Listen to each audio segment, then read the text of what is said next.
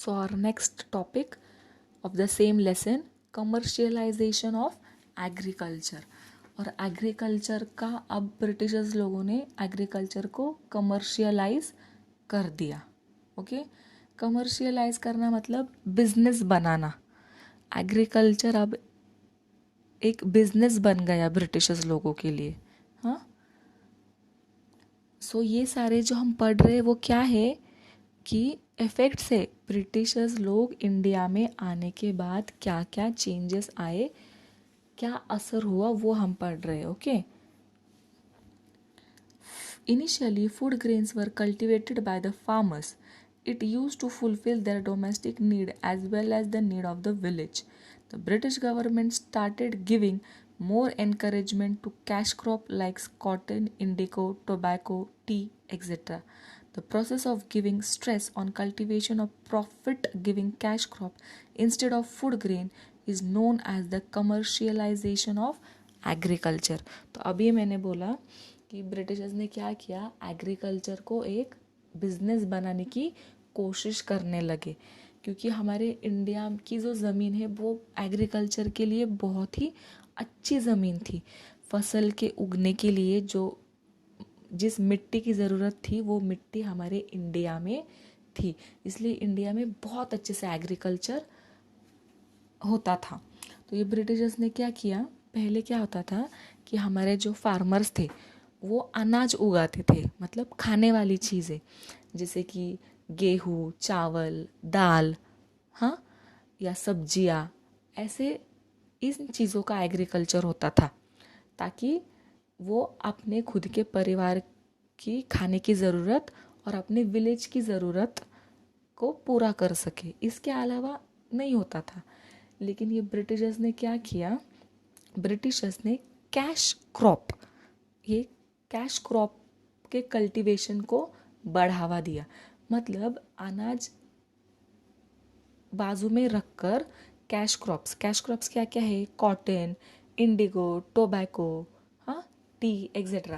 मतलब ये अनाज नहीं है ना, कॉटन, इंडिगो, ये अनाज है क्या, इसको हम पका के खा सकते हैं क्या, फूड ग्रेन्स नहीं है ये कैश क्रॉप है. मतलब कैश क्रॉप मतलब इन क्रॉप्स को बेचकर हमको पैसे मिलते हैं. हाँ, उसको कैश क्रॉप बोलते हैं.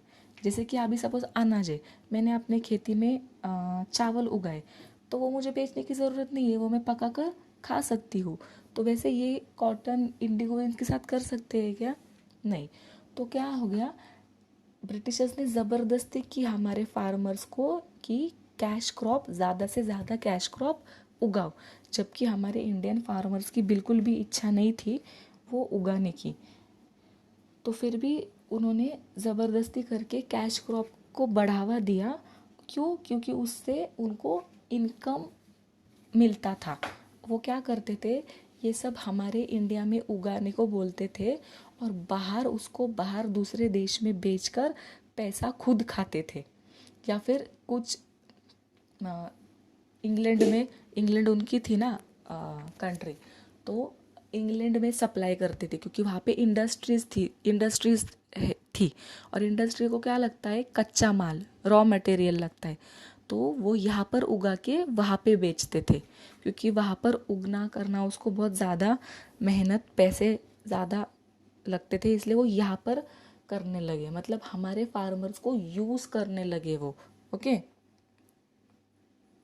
और उसी को कमर्शलाइजेशन बोलते हैं. ठीक है, ये जो प्रॉफिट गिविंग कैश क्रॉप्स को उगाना होता है उसको कमर्शियलाइजेशन बोलते हैं, क्योंकि वो बिजनेस के लिए करते हैं.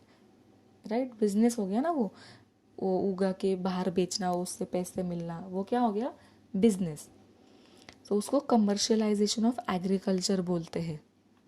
Next, famine. फ्रॉम 1860 टू 1900, मतलब 40 साल तक India faced great famine, but the British rulers did not take much efforts to overcome it.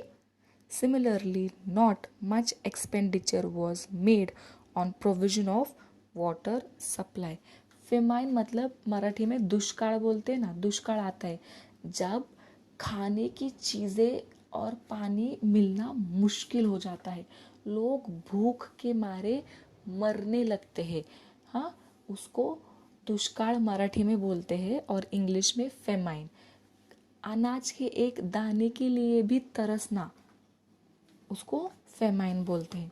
तो 40 साल तक इंडिया में फेमाइन था। सोचो, एक नहीं, दो नहीं, तीन नहीं, 40 साल, 40 years।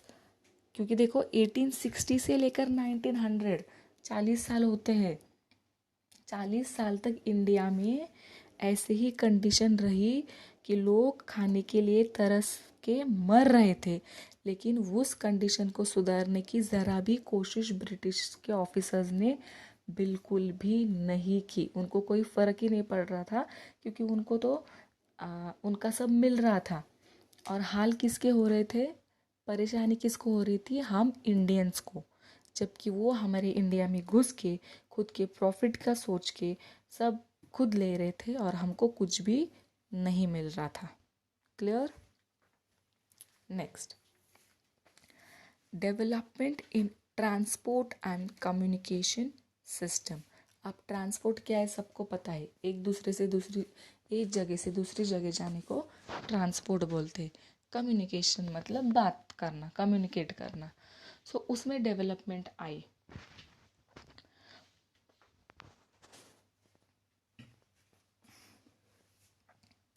For increase in trade and convenience of administration, the British developed modern facilities like transport and communication in India. अब ट्रेड जो था, ट्रेड मतलब बाहर का सामान यहाँ पे और यहाँ का सामान बाहर बाहर भेजना। तो वैसे तो ब्रिटिशर्स के टाइम पे ज़्यादातर हमारा ही सब सामान बाहर जा रहा था, बाहर से हमें कुछ नहीं मिल रहा था। ओके, सो ट्रेड को बढ़ाने के लिए कम्युनिकेशन का और ट्रांसपोर्ट का अच्छा होना बहुत ज़रूरी है। सही बात है ना? अगर एक चीज़ हमको यहाँ से बाहर इंग्लैंड में या फिर किसी भी कंट्री में लेके जानी है, तो बट ऑब्वियस बात है कि ट्रांसपोर्टेशन बहुत अच्छा होना चाहिए। हम बैलगाड़ी में लेके जा सकते हैं क्या? No, it is not possible. वो ट्रांसपोर्ट ख़राब है। तो इसीलिए ट्रांसपोर्टेशन सुधारना बहुत ज़रूरी था। और ट्रांसपोर्टेशन के साथ ही कम्युनिकेशन मतलब बातचीत, तो उसकी नीड थी। ट्रेड अच्छा अगर चाहिए तो ट्रांसपोर्ट और कम्युनिकेशन भी अच्छा होना ज़रूरी है। ये ब्रिटिशर्स को समझा और इसलिए उन्होंने ट्रांसपोर्टेशन और कम्युनिकेशन को अच्छा करने का सोचा। और इसलिए उन्होंने क्या किया, अब वो हम देखेंगे कि ट्रांसपोर्ट कैसे बढ़ाया और कम्युनिकेशन कैसे बढ़ाया। In 1853 first railway ran on the route of Mumbai to Thane. और फाइनली अभी ट्रांसपोर्ट मैंने पहले ही बोला कि कुछ चीज़ एक जगह से दूसरी कंट्री में, एक जगह भी नहीं, एक कंट्री से दूसरी कंट्री में लेके जाना है तो ट्रांसपोर्ट बहुत अच्छा है। हम बैलगाड़ी में तो नहीं लेके जा सकते। तो इसलिए ब्रिटिशर्स ने क्या किया, रेलवेज इंडिया में लाई। तो आज जो हम ये इतने बड़े रेलवेज, इतने ज़्यादा रेलवेज, अभी तो मेट्रो भी आ रही है पुणे में।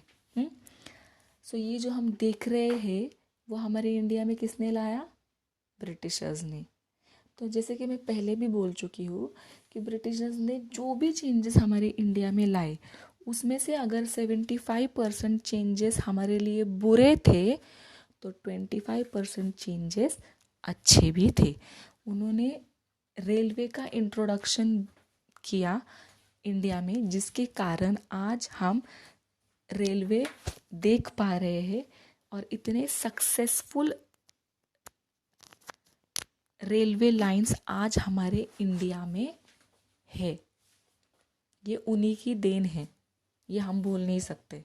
सो फर्स्ट रेलवे इंडिया में आई जो कि ठाणे से, मुंबई से लेकर ठाणे तक थी, इतनी छोटी। मुंबई टू ठाणे ज़्यादा दूर नहीं है। So underline this very important sentence.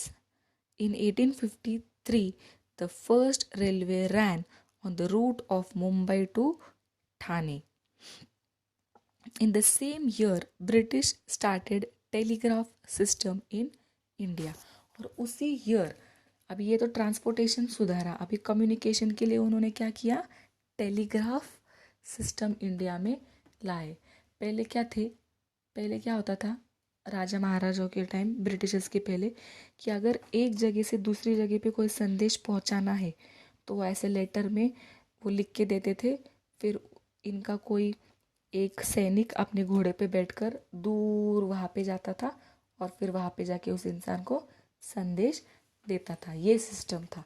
लेकिन ये क्या था, इसका एक डिसएडवांटेज क्या था कि ये बहुत टाइम कंज्यूमिंग था, बहुत टाइम लगता था वो संदेश एक जगह से दूसरे जगह पे पहुंचने को, कभी कभी तो पहुंचता भी नहीं था।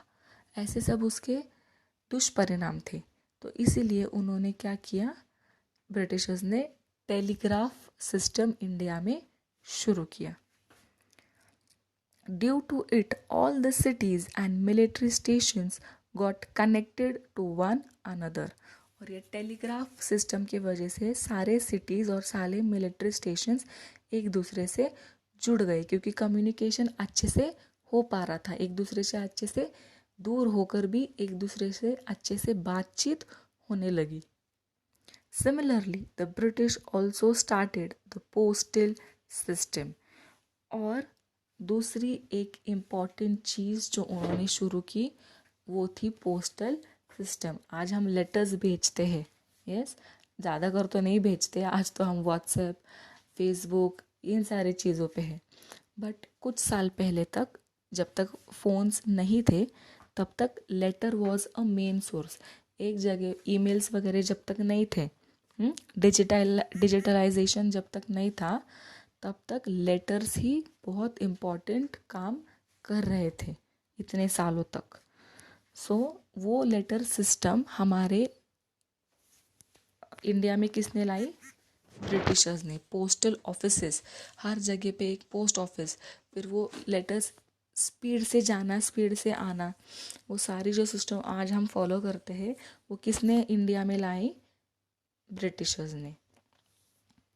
Due to all these developments, there was a long-term impact on the social life of the Indians. Due to this, there was increasing sense of unity among them. और इसकी वजह से क्या हुआ, ये कुछ अच्छे चेंजेस थे जो आज अभी हमने पढ़े ना, वो पैराग्राफ में सारे अच्छे चेंजेस थे। भले ही वो उन्होंने उनके स्वार्थ के लिए लाए, लेकिन उसका हमारे आगे के भविष्य के लिए बहुत अच्छा इम्पैक्ट रहा। Okay, clear till this? Now next,